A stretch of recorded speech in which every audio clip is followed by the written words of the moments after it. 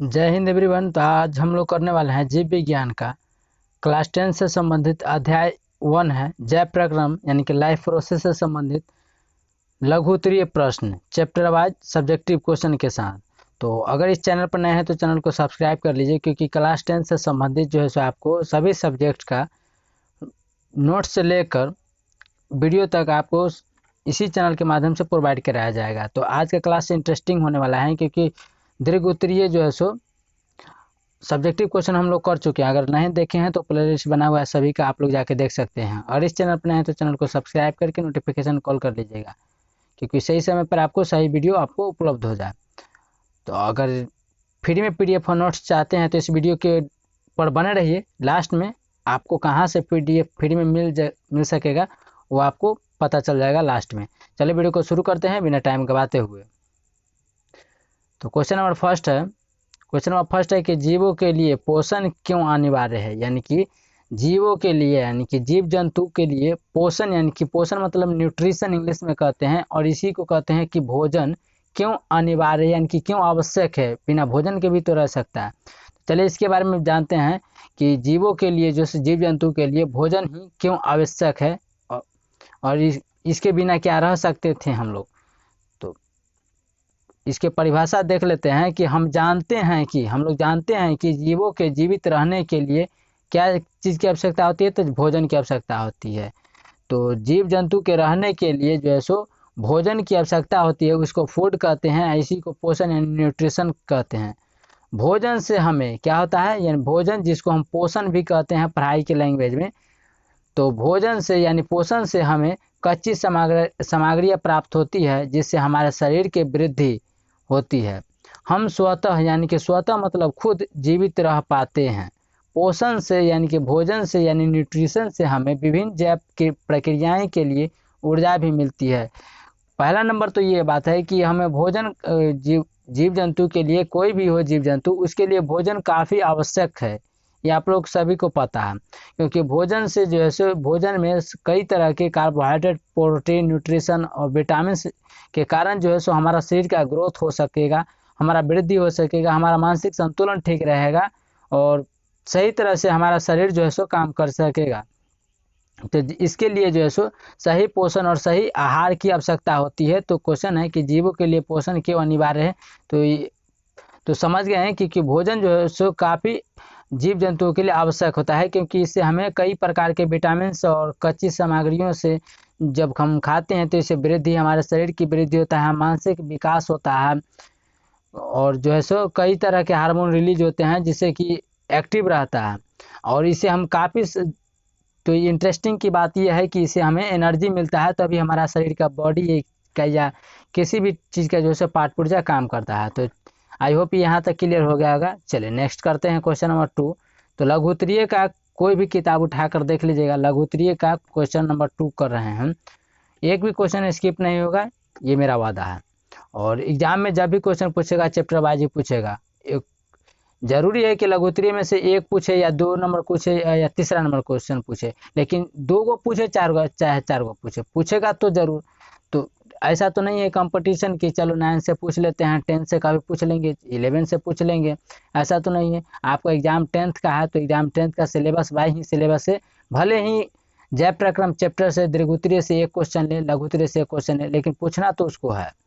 Next है कि पोषण की परिभाषा लिखिए। यानी कि पोषण क्या है, इसके बारे में आप क्या समझते हैं। तो कई तरह से लिख कर आ जाता है। तो देखिए, आप लोग आंसर जानते हुए भी आप लोग आंसर नहीं लिखते हैं, घबरा जाते हैं। क्यों घबरा जाते हैं? देखिए यहाँ है कि पोषण की परिभाषा लिखिए। आपको एग्जाम में दे देगा कि पोषण से आप क्या समझते हैं, या पोषण से आप अभिप्राय क्या है, या पोषण के बारे में विवरण दे। ये इस तरह का क्वेश्चन पूछ लिया जाता है। तो पोषण की परिभाषा लिखे। तो पोषण की यानी कि इसी को इंग्लिश में न्यूट्रिशन कहते हैं। तो वह विधि मान कर चलिए, किसी भी काम को करने के लिए अलग अलग तरीके की अलग अलग रूल नियम होता है, तो उसी को विधि न कहते हैं।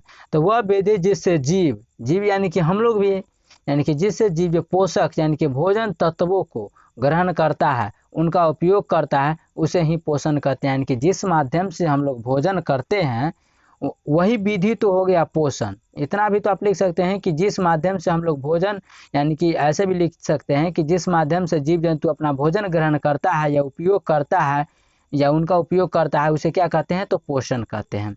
इतना ही था, सिंपल था। चलिए नेक्स्ट है, क्वेश्चन नंबर 3 है कि स्वपोषण में किन किन परिस्थितियों का होना आवश्यक है। कोई भी चीज, देखिए जिंदगी है तो भी तो परिस्थिति और सुख है। परिस्थिति मतलब किन किन बातों की ध्यान में रखना होता है, किन किन बातों की आवश्यकता होता है, यही क्वेश्चन का कहने का मतलब है। तो स्वपोषी पोषण के लिए, स्वपोषी के लिए सबसे अच्छा उदाहरण क्या हो जाएगा, तो ये पेड़ पौधा हो जाता है। तो बैकग्राउंड में कुछ आवाज़ आ रहा होगा तो उसको आप लोग कंप्रोमाइज़ कर लीजिएगा, क्योंकि उतना सुविधा नहीं होने के कारण जैसे कुछ बैकग्राउंड में आप लोग के कुछ आवाज़ आ रहा होगा, तो यहाँ कंप्रोमाइज़ कर लीजिएगा। तो करते हैं कि स्वपोषी पोषण के लिए इसका उदाहरण हो जाएगा पेड़ पौधा, यानी कि वह खुद बनाता है भोजन, लेकिन हम लोग क्या है, एक दूसरे पर आश्रित रहते हैं। तो आश्रित कहने का मतलब है कि जैसे कि मान कर ऐसे समझ लिए, अभी तो हम लोग क्या करते हैं, हम लोग स्टूडेंट लाइफ में क्या करते हैं, कमाते तो नहीं है, पापा लाएंगे कमा कर, तो पापा लाएंगे कमा कर, तो फिर माँ बना कर देगी तो खाएंगे, तो यानी कि एक दूसरे पर आश्रित रहते हैं। फिर पापा जहाँ काम करते हैं फिर उसको कोई पैसा देगा, फिर वहाँ से पापा लाएंगे, फिर इसी तरह आश्रित रहते हैं। तो पेड़ पौधा जो होता है वो खुद स्वपोषी होते हैं, अपना भोजन खुद तैयार कर लेते हैं। लेकिन यहाँ क्वेश्चन कहता है कि किन किन परिस्थितियों का होना आवश्यक है स्वपोषण के लिए, यानी कि पेड़ पौधा जो स्वपोषण है उनको किस किस चीज़ की आवश्यकता होता है भोजन बनाने के लिए। जैसे कि हम लोग का बहुत सारे चीज़ों का आवश्यकता होता है, लेकिन जो पेड़ पौधा होता है वो स्वपोषी होते हैं, तो उनको किन किन बातों की या किन किन चीज़ों की आवश्यकता होता है, चलिए पढ़ते हैं। तो स्वपोषी पोषण के लिए, यानी कि खुद के भोजन बनाने के लिए पेड़ पौधा को सूर्य का आवश्यकता होता है, यानी कि सूर्य के प्रकाश की उसकी ज़रूरत पड़ता है। पर्णहरित या क्लोरोफिल जिसको कहते हैं, क्लोरोफिल के मान के चले सूखा पेड़ होगा उसमें क्लोरोफिल कहाँ पाया जाता है, जहाँ पेड़ पौधा का हरा भाग हो। तो पेड़ पौधा का सबसे हरा भाग कौन सा होता है, तो आप लोग को पता ही होगा, पत्ती होता है उसका सबसे हरा भाग। अगर पेड़ पौधा का हरा भाग, उसके बाद जो होता है पेड़ पौधा के जो पत्ती होता है डंठल, उसके जस्ट पत्ती के नीचे वाला डंठल भी हरा होता है।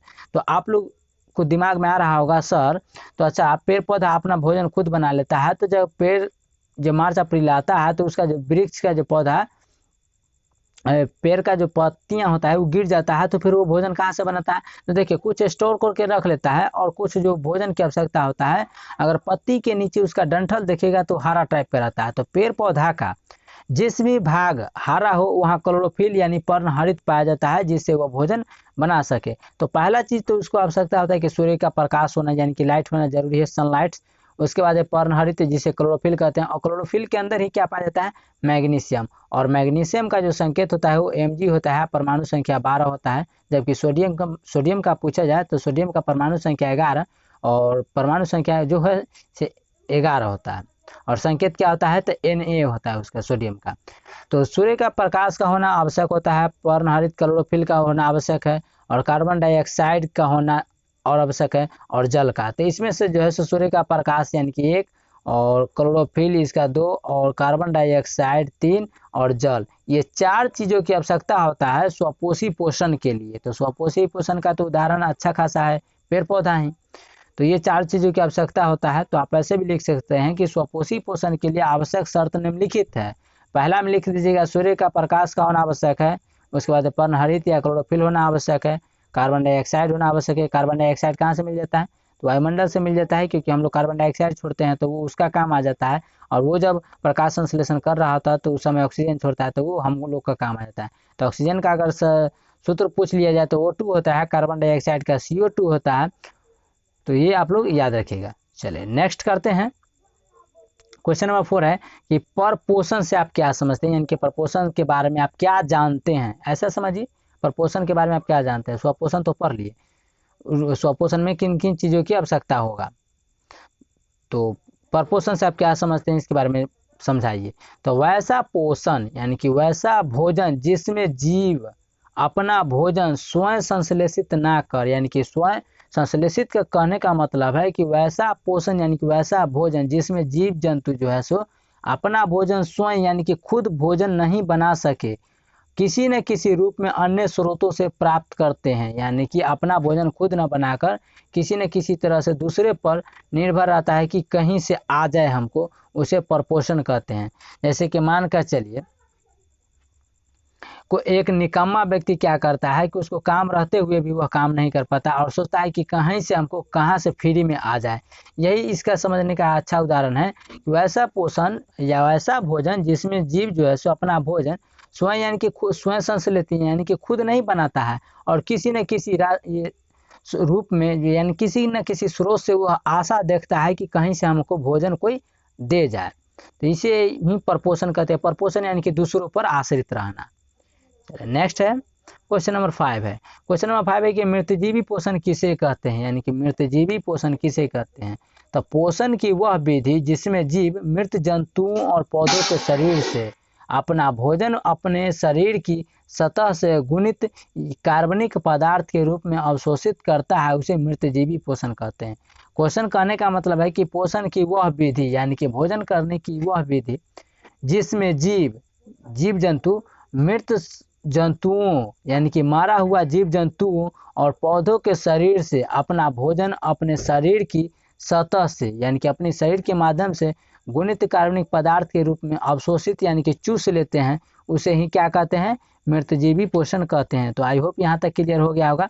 तो वीडियो अगर अच्छा लगे तो लाइक कीजिएगा, अपने स्टडी ग्रुप में शेयर करना नहीं भूलिएगा क्योंकि काफ़ी मेहनत लगता है, आप लोग को सपोर्ट और मदद की आवश्यकता है।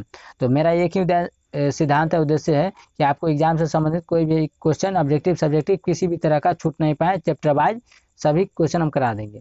चलिए नेक्स्ट करते हैं क्वेश्चन नंबर 6। क्वेश्चन नंबर 6 है कि परजीवी पोषण क्या है। परजीवी पोषण से आप क्या समझते हैं।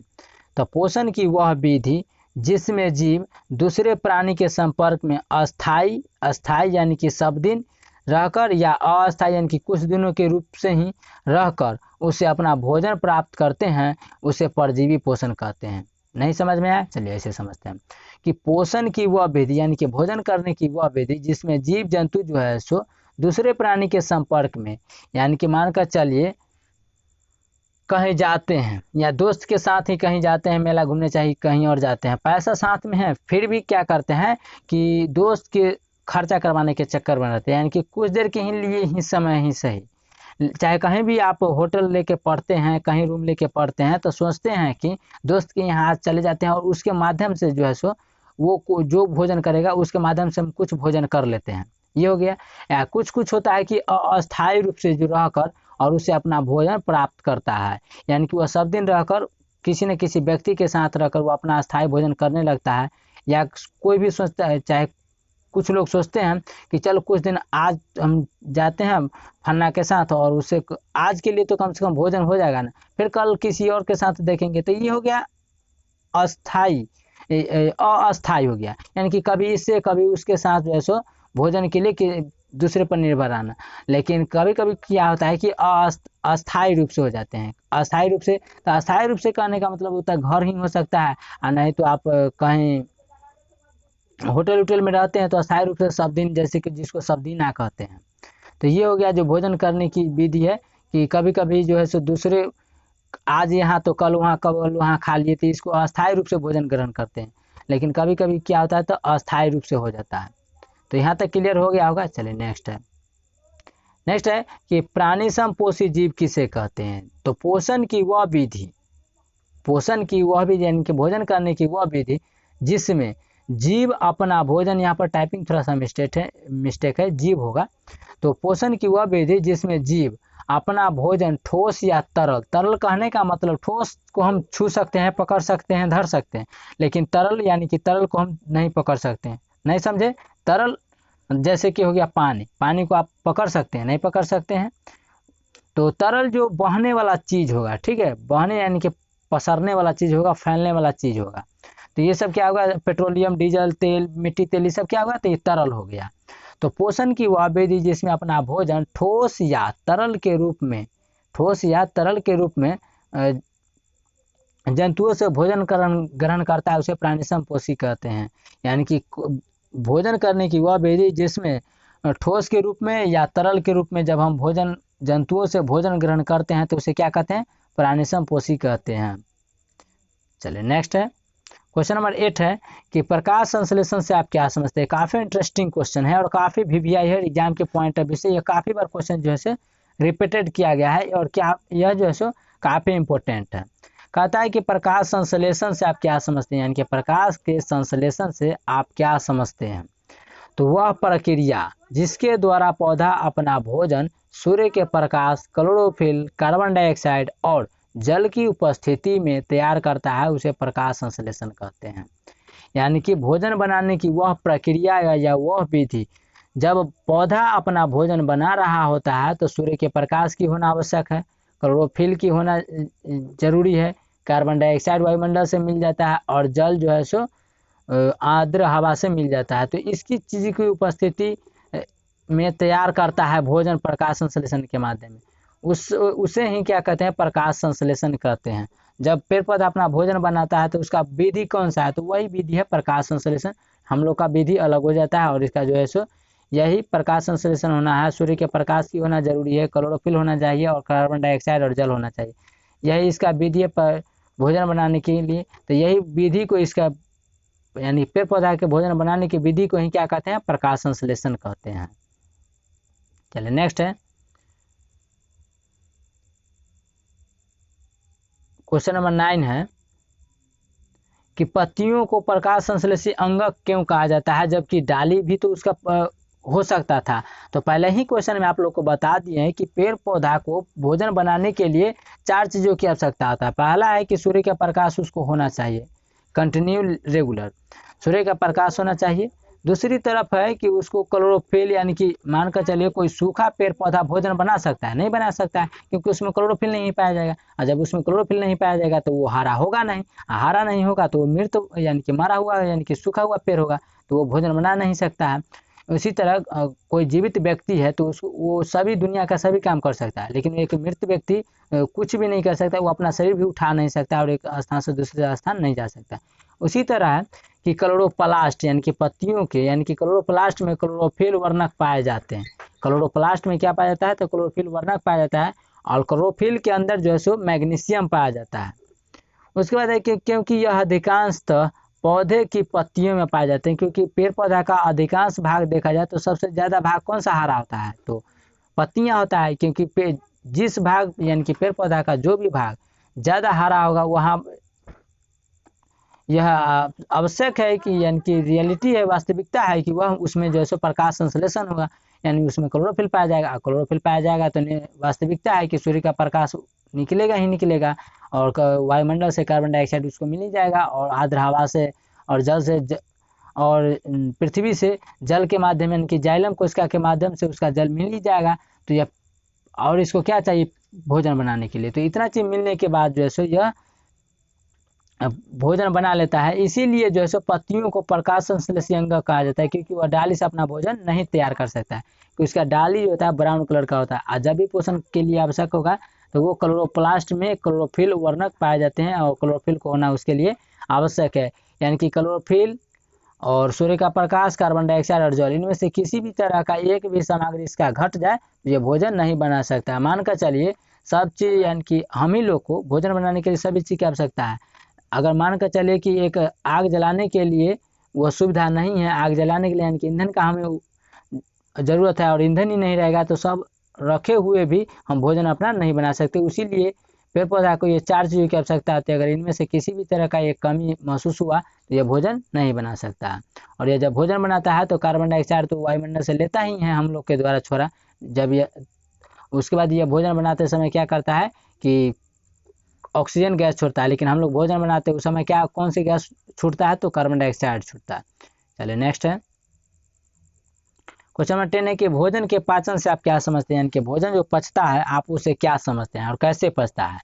तो जिस प्रक्रिया में खाद्य पदार्थ खंडित मतलब टूटता है, यानी कि जिस प्रक्रिया में खाद्य पदार्थ जब हम खाते हैं तो वो छोटे छोटे टुकड़ों में टूटता है और हमारे शरीर को ऊर्जा प्रदान करता है, उस प्रक्रिया को क्या कहते हैं, तो पाचन कहते हैं।